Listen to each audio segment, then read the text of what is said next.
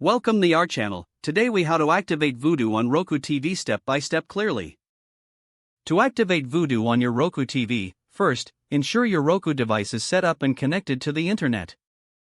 Go to the Roku home screen by pressing the home button on your remote. Scroll down and select the Streaming Channels option. In the Streaming Channels menu, choose Search Channels. Type in Vudu using the on-screen keyboard. Once you find the Vudu app, highlight it and select Add Channel. Wait for the app to download and install on your Roku device. After installation, return to the Roku home screen. Locate and select the Vudu app to open it. You will see the option to sign in or create a new account. If you already have a Vudu account, select Sign In.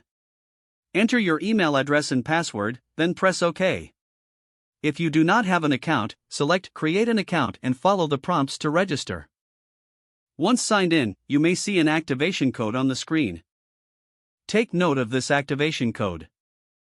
Now, using a computer or smartphone, go to the Vudu activation website. Log in with your Vudu account if prompted. Enter the activation code from your Roku TV. Click Activate to complete the process. Your Roku TV will refresh and link your Vudu account. You can now start browsing and watching movies and shows on Vudu. If the page does not load, refresh the browser or try again in a private or incognito window. Make sure you are using the correct email address, then retype it carefully to avoid small typos. If your password is not accepted, use the reset option and create a new strong password you can remember. Check your spam folder for verification or security emails, then complete any requested confirmation steps. Enable two-factor authentication if available to improve. After signing in, review your profile details so your contact information and settings are accurate and current.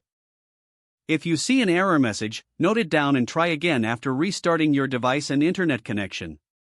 Log out when you finish, especially on shared devices, to keep your account and payment information secure.